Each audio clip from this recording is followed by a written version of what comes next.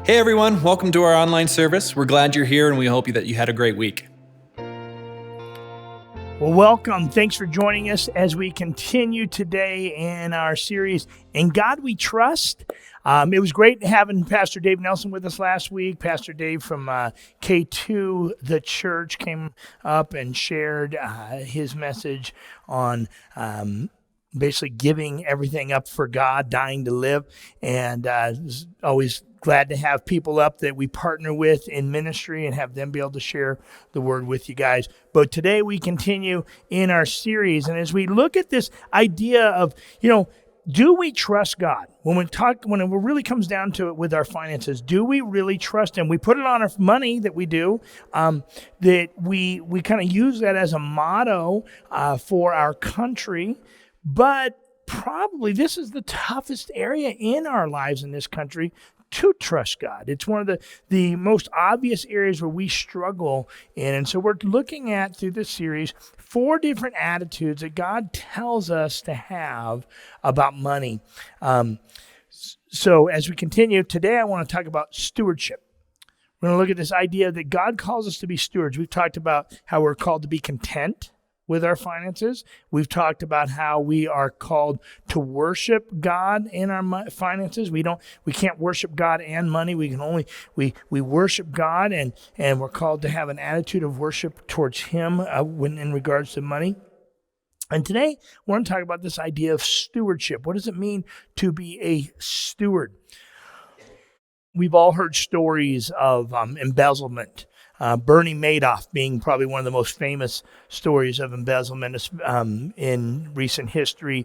He was actually the largest Ponzi scheme ever, embezzling billions of dollars. And what made Bernie Madoff's story of embezzlement even more infuriating was he was meant to be a steward of people's money.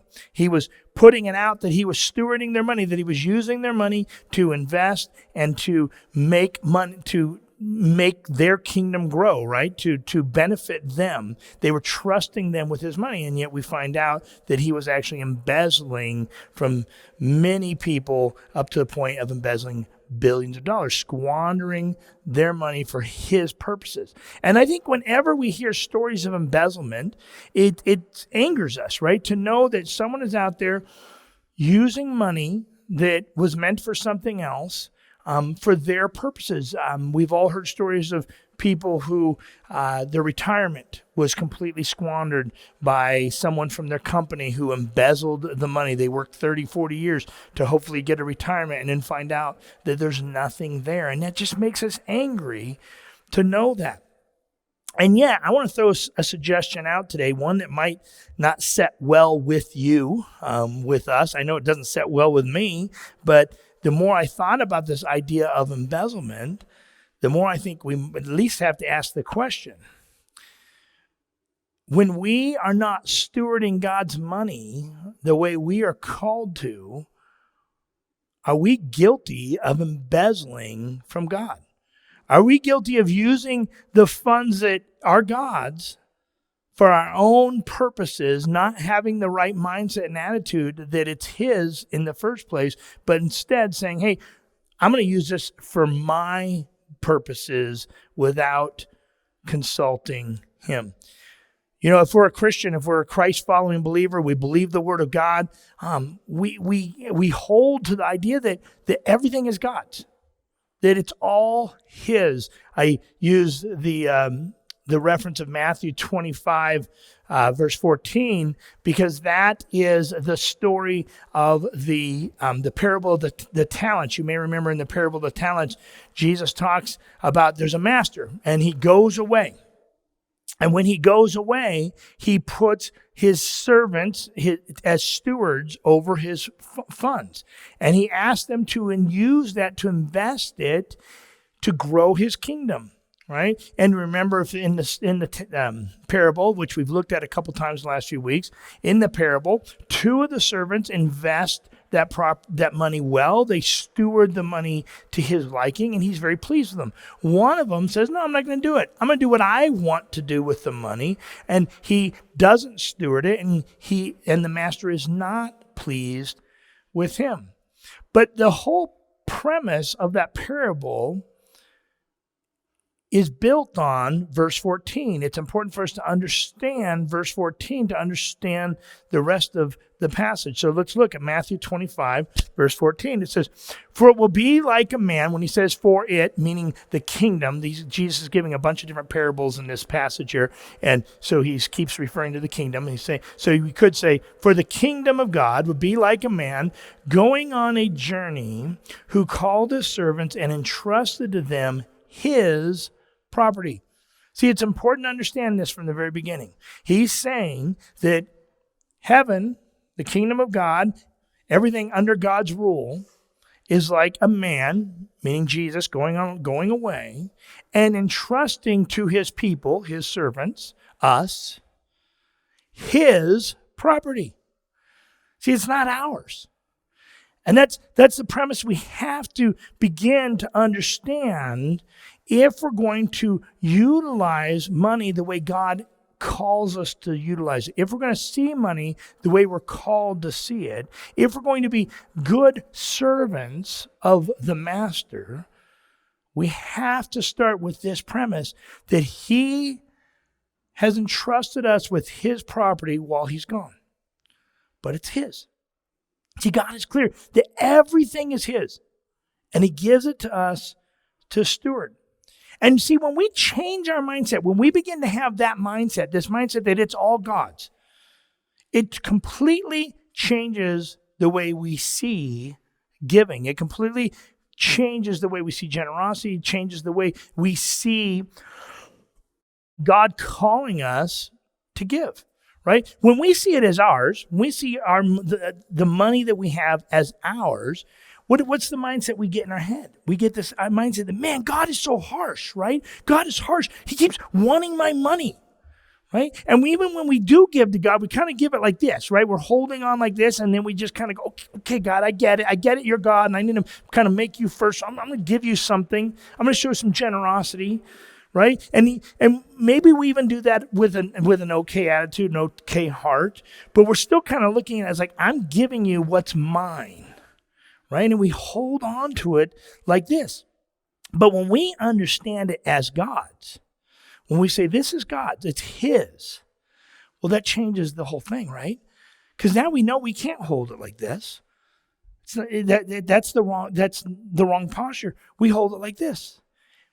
Right? And it changes the attitude from, God, you're so harsh to want my money, to, God, you're so good. God, you're so good to bless me with so much. And even though I'm blessed with so much, I know it's yours. Yes, I get that I'm your steward and you want to bless me and you're going to continue giving to me and I can enjoy this, but it's still yours. See, the master in this parable, if you remember, he blessed the servants who did well with it, but it was still his. Even what he gave them, even the blessing on top of the original amount he gave them, it was all still his, but it was still a blessing to them. See, it completely changes our mindset and attitude. And that leads us to our first point, the thing we have to understand. If we're ever going to understand stewardship, and if we're ever going to have the right perspective of money, we have to understand that you are a steward of God's money. You are a steward of God's money. Job 41, verse 11 says this. It says, this is God speaking. He says, who has first given to me that I should repay him? Whatever is under the whole heaven is mine. See, this is God saying, look, it's all mine. Even when you give to me, I don't owe you anything. You're just giving to me what was mine in the first place. So here's a question I think we all have to ask ourselves. And I think if we're going to be really honest as Christ followers, we have to deal with this question in a pretty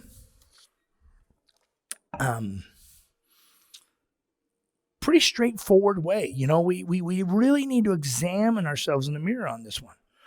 And that's this. If you say you love God, but you keep trying to figure out how you cannot give, then something isn't computing. And we have to ask ourselves what that is. See, if you say you love God, but you keep trying to keep figuring out how to keep everything and how to only use it on what you want to use it on, then we have to ask ourselves, what's the disconnect there? See, we invest in what we love, even when we see it as our money, right? First of all, we got to change the attitude that it's not our money. But when we see it as our money, we invest in what we love right? My guess is pretty much any one of you, I could come over to your house, and within an hour, I could probably name what you love, right? If you have hobbies that you love, I bet you I could see an area where, man, it's obvious you're investing a lot of your money into this hobby. This is where you're pouring a lot of your what you would consider extra funds.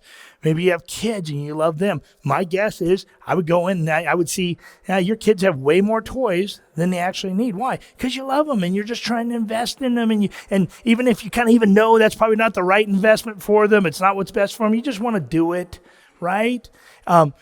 Maybe it's clothing. Maybe you like looking good. I bet I could, if that's the case, I'm going to go in your closet and I'm going to find way more clothes than you actually need. Maybe it's your car, right? We've already talked about, for me, I love riding my motorcycle, and I have a nice motorcycle. Whatever it is, I can probably tell what you love. Maybe you love going on vacation. I know Mike Shelarius loves going to Hawaii. I bet you I'm going to find somewhere in there, somewhere in his house, a photo of him in Hawaii. I think he has to keep it away so he doesn't look at it a lot, though, because otherwise he'd want to go all the time. So, but we love things and we invest in the things that we love, right? We are called to invest. So that leads us to, what does it look like to invest God's money? Well, we invest God's money in his kingdom. We're called to invest God's money in his kingdom. And if we love God, that's what we're going to want to invest. So what does that look like? Investing in God's kingdom, there's two places we're called to invest. The first is investing in love for God. We're called to invest first in God, into whatever he wants to do with those funds, right? To just say, okay, God, this is yours. I love you first, so I'm giving first to you. Everything, I'm just going to give it to you. You do what you want with it because it's yours, right? We see that all throughout Scripture, that God is to be first in every area of our life.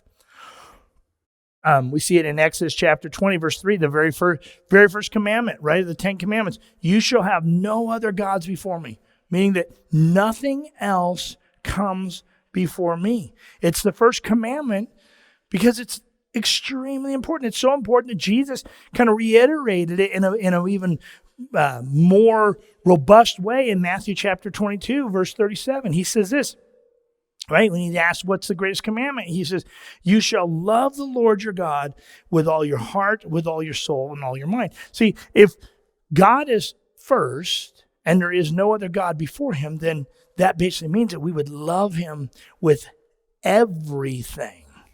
And that includes the way we give in our finances. See, a lot of people, I think they kind of have this attitude. It's like, well, God just wants it because he's like an egomaniac, right? God, he wants everything. He keeps asking us for this because he's an egomaniac. Why does he want us to invest in him first? It's because he knows the order of things in life that make it go well for us. He knows that when we are placing ourselves under him, when we're putting him first and we're devoting ourselves to him, that is living the most blessed life. See, God knows that being with him, following him, living a life that honors him is what's best for us. That's what's best for us. And so when we put him first, when we honor him in whatever area of life, life goes better for us. Right? And I know what some of you are thinking right now. Well, I do that in every other area. You know, Shane, I hear what you're saying. And I just kind of believe that I'm meant to do it, in my time, and I'm meant to do it through other things. See, once again, I go back to, why are we making excuses? Why do we not just say, okay, if that's what God calls me to, I'm going to do that. I'm going to give to him first and let him use it where he feels it is best used. It's not because God's an egomaniac. It's because he wants what's very best for us. See, I think there's too many people that think becoming a Christian, it's all about heaven. It's all about the afterlife of part of heaven. I see, being a Christian is all about heaven. It's all about living in God's kingdom, but it's not just about the afterlife. The life now, as being a part of God's kingdom, is the best life as well. It's the most blessed life. And first of all, I'd ask this question. If you're not wanting to live as a part of God's kingdom now, what makes you think you're going to like heaven anyway? Because that's all heaven's going to be about, is living as a part of God's kingdom. And if you're fighting that now, if you're kind of saying, well, God, right now, I'm going to live for myself. I'm going to use my money the way I want to use it. But, when I die, then I'm going to want to be with you. I'm going to want to submit everything to you. Right? God knows that right now, when we submit things to him, we live the best life. There are others that want to make it all about grace versus law. They say, well, I know we were called to give in the Old Testament, but that's under the law, right? Under the law, they had to give, but now we don't have to give because we're under grace. Well, first of all, giving to God goes back way before he even created the law, right? If we look at Genesis chapter 4, 3-5, this is the story of Cain and Abel. And if you remember Cain and Abel, it says that they brought gifts. Verse 3, in the course of time, Cain brought to the Lord an offering of the fruit of the ground. And Abel also brought of the firstborn of his flock and their fat portions. See the difference in their offerings there? And some of your versions of the Bible will say Cain brought some fruits of the ground. But even then, even in this version, it's still, he brought fruits of the ground. But Abel, listen to the way it's worded. He brought his firstborn. He brought the fat portions. And then look, and the Lord had regard for Abel and his offering. But for Cain and his offering, he had no regard. So Cain was very angry and his face fell. See, this is all the way back, way before the law. And we see that Abel gave of his first. He gave the very first part to God. And God blessed that. God showed favor on that. See, when we give first, that helps us keep the right mindset and the right order of things, of the relationship. When we give first to God, that helps us remember that God is always first. See, it's out of God's great love for us that he wants to experience the life that he intends for us. And then we also see it's not just the Old Testament, it's not just the law. We see Jesus and Paul talked about giving, and Jesus got upset with the Jews. He said, you're giving a tenth. Yeah, you're sticking to the law, but he said, you're looking at this mindset of the law. See, that's the problem with the tithing and the law, is whenever we look at the law, we say, okay, whatever the law is, I'm going to do that exactly, right? In fact, even more than that, we try to push it a little bit, right? Like I know, I just came back from Zion, right? And, there's a cliff that you could fall off of, and they have a chain on one of the hikes to keep you from going there. Well, we purposely took a picture with the girl's foot over the chain, right? Like showing, we know that's the law, but we're going to push it just a little bit, right? It's a 4-hour drive from Zion, right? And the speed limits vary between 65 and 80. Well, I don't want to get a ticket, but I don't think, even though, notice it says speed limit. It doesn't say speed suggestion, right, on a speed limit sign, right? But I look at that and I kind of go, well, I know that's the law, but I bet if I do 85, no one's going to pull me over, right? So whenever there's a law, we kind of get this stuck with like, Well, not only am I going to see that as the standard, I'm going to try to cheat it a little bit. That's just kind of natural human nature. So Jesus says, no, he gets upset with the Pharisees. He says, yeah, you're giving a tenth of your thing. You're following the law, because they love to say how closely they followed the law. But he said, but outside of that, you're not doing anything. You don't have any kind of generous heart.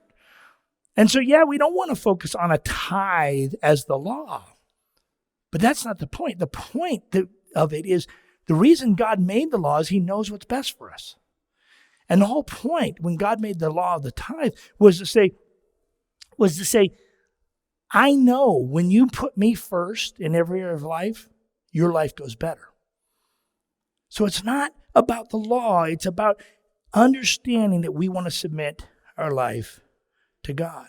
So you see, if we believe that God wants the best life for us, if we believe that he wants to bless us, then I think as Christ followers, we need to do two things whenever we get paid. Whenever we get any kind of funds, we need to do things. First of all, we need to thank him. We need to thank God for providing. Thank God for providing you with the skills you need to make money, with the able body you have to be able to do it. Even if you're getting paid off a disability or whatever, thank God that we have programs for that. Thank God, whenever you have something come in, we need to have an attitude of thankfulness to God. This one really convicted me because, quite frankly, I don't do that very often. I thank God sometimes for my stuff and for things and that I am able to make a living. But that attitude of just, hey, first thing I want to do is just make sure, God, I'm thankful. That's an area I need to grow in. But then the second thing we need to do after we give God thanks is we need to give him the first of that. And yet statistically, as we talked about 2 weeks ago, we see that most people that say they love God don't do that. They give him what's left over, and some don't give him anything at all. Well, the second place we need to invest in his kingdom is investing in love for others. See, once we've given God the first, once we've stewarded back to him his money, we're not then able, we don't get to say, hey, God, okay, God, I've given to you, and now the rest is mine to do whatever I want with. Stay out of it, God. This is mine, right? We don't get to do that. We're still his stewards. It's all his. So we still have this posture. Even after we said, okay, God, here's that, we still have this posture. And when we have this posture, we say, okay, God, is there any other area where there's need that I should meet? Are there other people who have need? That's why I love our Honduras ministry, because I know that there are people in this church who they give there after they give their tithe. They give their tithe, they give to God first, but then they still make sure they're generous towards others as well. And it's a great place because there's so much need there. And, if God puts it on your heart to give $20 a month or to sponsor one child, that, it's like, that's not a lot. But, man, it can go a long way. And it's a great place for us to be able to do that. But I know there are others of you who invest when you see a need here in your community. You help people through that. And God blesses that. But we're called to look for needs and bless those, not just say, okay, God, I'm going to give you 10%, but we're called to bless others. Let me show you a passage in 2 Corinthians. Don't put it up yet. My fault. In 2 Corinthians, but before we read it, to kind of give you some context. So we remember the church was started in Jerusalem, right? Jesus went to the cross, he rose again, and he ascended to heaven. Pentecost came, church starts in Jerusalem. And after a while, their people are dispersed to go start churches, and Paul especially starts a lot of churches. Well, then at some point, Jerusalem kind of had a famine, and there was some need. And so Paul is going to his churches and saying, hey, we need to help our brothers and sisters in Jerusalem. And so he's writing to the Corinthians here, And when he's writing to the Corinthians, he's sharing about some of the generosity he's seen in other churches. So let's look at what he says here. We want you to know, brothers, about the grace of God that has been given among the churches of Macedonia. For in a severe test of affliction, their abundance of joy and their extreme poverty have overflowed in a wealth of generosity on their part. So listen to what he's saying here. He's saying, look, they have abundance of joy, but they also are not in a place of abundance. They're coming out of their poverty. And in that poverty, look at what he says. They've overflowed in a wealth of generosity. So he says they're giving out of generous hearts, even though they don't have a lot. Let's move on. For they gave according to their means, as I can testify, and beyond their means of their own accord. So he's saying they gave to them by their means, but they also gave even beyond their means, not by any manipulation or anything, but just that God moved them to do this. Let's go on. Begging us earnestly for the favor of taking part in the relief of the saints. Look at that. Begging earnestly to take part in it. Right? They're saying, please take this. We know, I'm sure Paul was kind of like, hey, you're probably not in a place to be giving like this. And he said, no, don't steal our joy. Let us take part in giving to this. Let's move on. And this is important. Look at what he says here.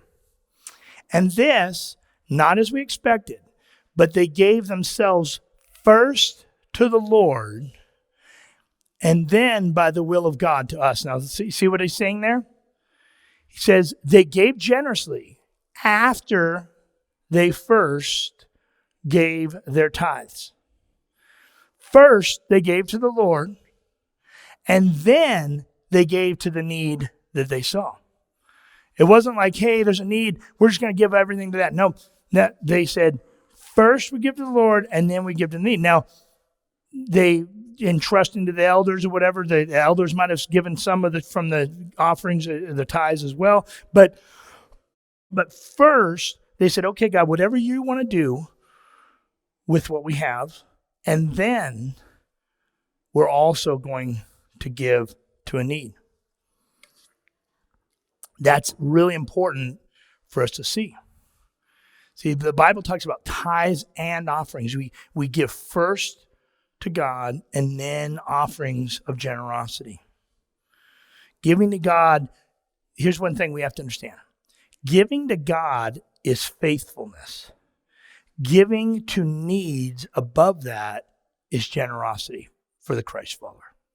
Giving to God is faithfulness. Giving to needs above that is generosity. See, remember what God said in Job? Who has given to me first that I need to repay them, right? We're not being generous to give back to God what's his, right? When my child shares some of their food with me, guess what? They're not being generous. That's my food. I happen to let you be eating it, right? That's not you being generous. I'll take your whole food and eat the whole thing, right? So it's not generosity to share with the person who gave it to you in the first place. Generosity is when we go beyond that. All right, let's close with this. Finally, when we follow these two principles, we're being a good steward. And the good steward is rewarded.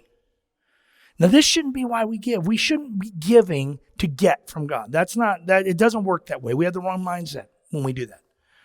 But the Bible does say we are blessed when we give. Matthew 6, verse 20, Jesus says, but lay up for yourselves treasures in heaven, right? So there are treasures in heaven that we are laying up for ourselves when we give. When we bless others. Lay up for yourselves treasures in heaven. See, the last thing we want to do is get to heaven after living in the wealthiest time and place on earth and have spent almost every penny on ourselves. It's the last thing I want to do. I don't want to get to heaven and God go, okay, I put you in the prime spot where you are one of the richest people to ever live on the face of the planet. Because that's us, right? We've already established that. That's us. What'd you do with it?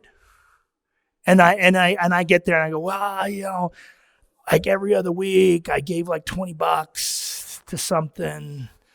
I don't want to get to heaven and find and do that. I don't want to get to heaven and God say, okay, I set you up in the best way to invest in my kingdom. And you didn't steward it well. But see, when we invest in loving God and loving others, no matter what it is, and I don't care how much you have, it's so easy sometimes. I know for me, I've had that kind of almost a poverty mindset, even in living in, like we've said, one of the richest areas. I've many times in my life went, well, yeah, but I just don't make very much. So even if I gave $20, that's not much.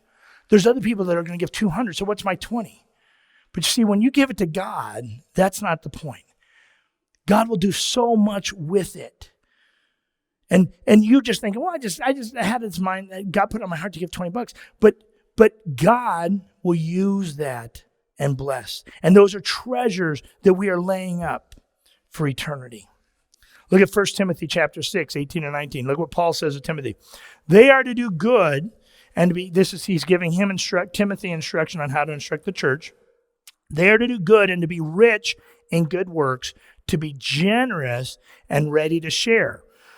Thus, storing up treasure for themselves as a good foundation for the future. You see what he's saying? He's saying, look, when they give generously, they're storing up treasures for themselves. Look at 2 Corinthians 9, 10 and 11. He who supplies seed to the sower and bread for food will supply and multiply your seed for sowing and increase the harvest for your righteousness. You will be enriched in every way to be generous in every way, which through us will produce thanksgiving to God. So he's saying? He's saying when you sow those seeds, you will be enriched.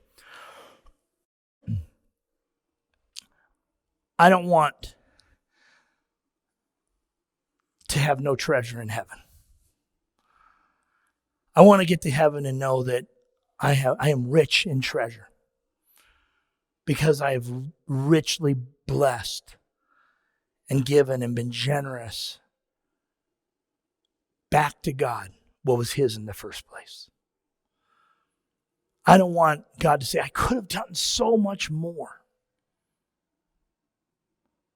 I put you in that place so I could do so much, but you gave me so little to work with. Just close with this analogy. I like going on vacation. We just went on one, and Tony and I went on a vacation in July. And I love going on vacation. It's fun. But I don't put all my money there. I don't save every single thing I have to go on a vacation.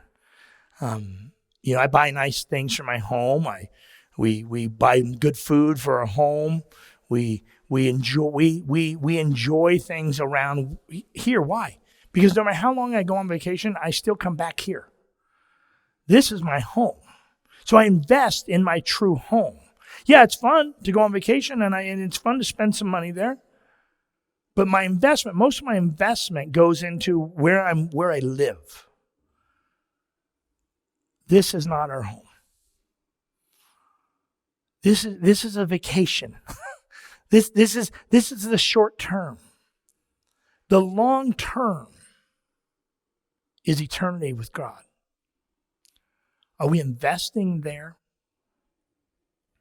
I fear that we are a culture who wants the blessing of God. We want God to honor us. I get questions like this all the time, and I get people that are mad at God even.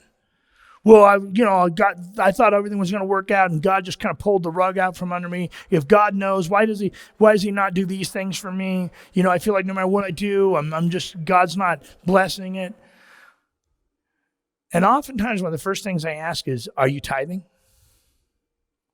Are you giving back to God? Are you honoring him? See, it's interesting to me that we as the servants want God to honor us before we're willing to honor the master. Now, as I close, I've said this each week, we have a little video. And each of these videos is just to kind of show you some of the ministry that goes on. And when we give to God, right? When we give to God, we're saying, okay, God, this is yours. Do with what you want with it. But I think it's also kind of nice to know where it goes a little bit. And so we've shown you Honduras, we've shown you our youth ministry, and I want to show you one of the most important ministries we have, a ministry that much of what is given is invested in, and that is our children's ministry. So as you watch this video, know that I believe that children not only are the future of the church, I believe that they're the basis for a strong, thriving church even today. Because what you invest in children shows in many ways what your overall goals are and where your long-term vision is. So watch this video and know that this is an important place that oftentimes our stewardship goes to. Hi, my name is Michelle Burchart, and I'm the Director of Kids Ministry here at MBF Church.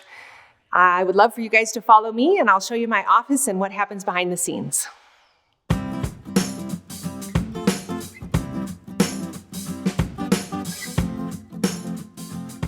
I think it's really important that I can find places to match my skills and my strengths and my experience with actual needs.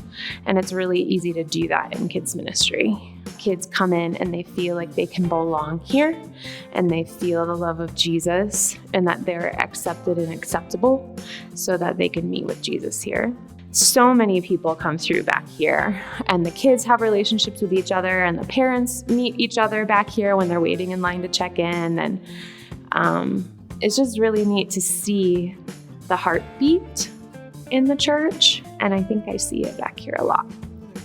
Well, first the kids come in, there's a bunch of fun things for them to play with and interact with. So they get settled in and start enjoying that. And then we gather and we sing songs and we do our lesson and usually a craft and, of course, everyone's favorite time, snacks. Something I enjoy specifically with the kids' church is just being able to teach new concepts to little minds, being able to share God's love with them. On a more selfish note, it is fulfilling and a good feeling to know that you are a part of something that God is doing here at Mountain View. Knowing that I'm able to serve the Lord this way, and I'm able to finally, I'm in the next step of my spiritual journey. That's also super, super rewarding.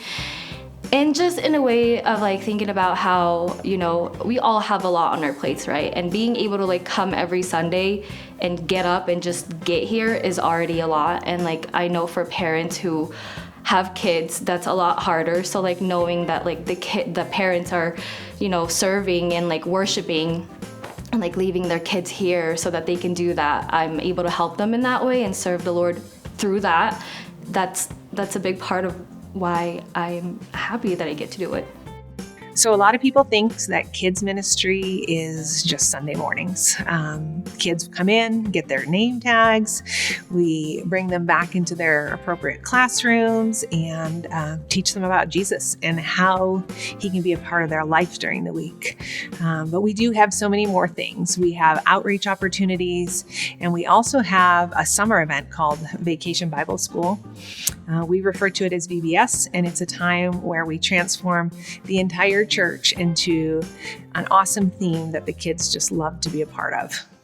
Every good thing, every good thing, every good thing, every good thing, every good thing, every good thing, every good thing,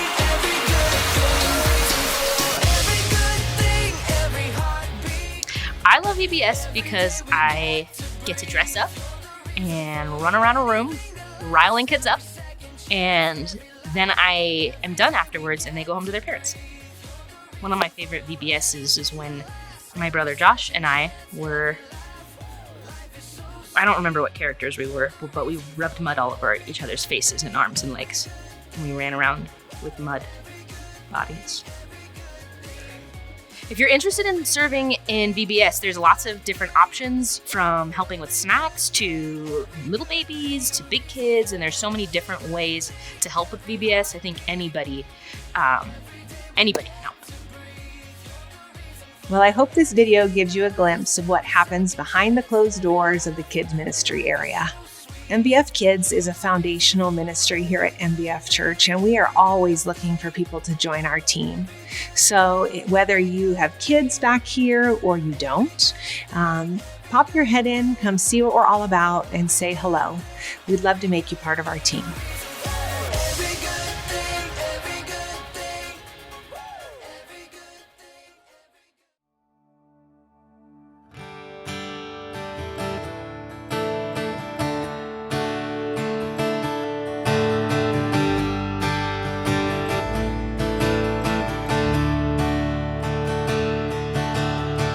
Wonderful, so wonderful is your unfailing love.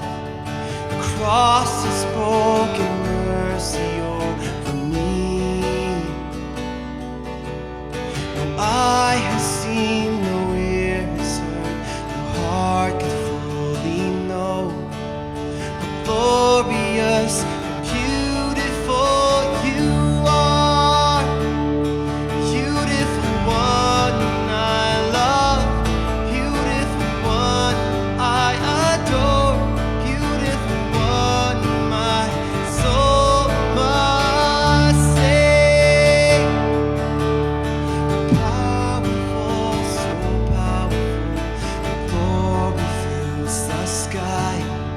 Your mighty work displayed for all to see.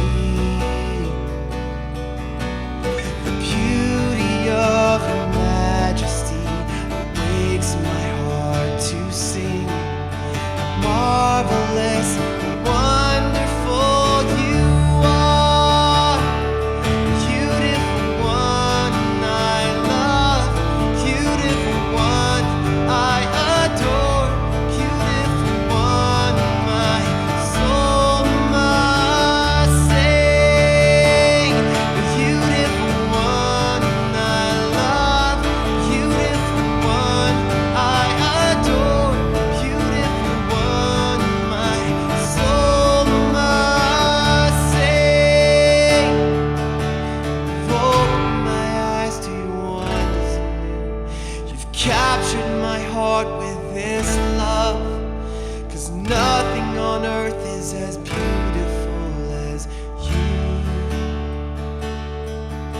You've opened my eyes to your wonders anew.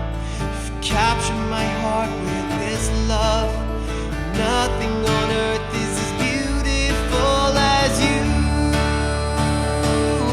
Beautiful one I love, beautiful one I adore, beautiful one my soul must sing.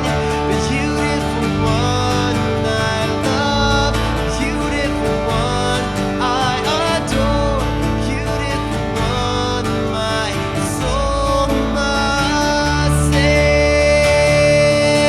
My soul must sing. My soul must sing. My soul must sing. Beautiful one. My soul must sing. My soul must sing. My soul must sing.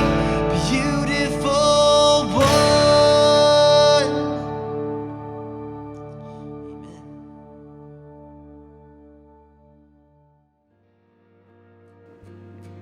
Thank you for joining us today. We want to be praying for you, and we want to stay connected with you. So if you have any prayer requests or things that are going on, I encourage you, please use the link on the website or through the Church Center app to submit a prayer request for us.